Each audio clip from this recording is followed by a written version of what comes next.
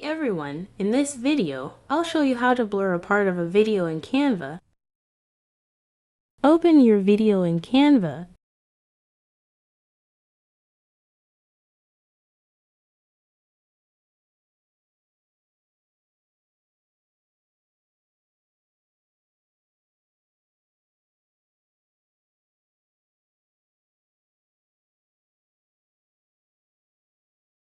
Go to the Elements tab. Search for Blurred. Click on Graphics. Choose a blur style that suits your needs.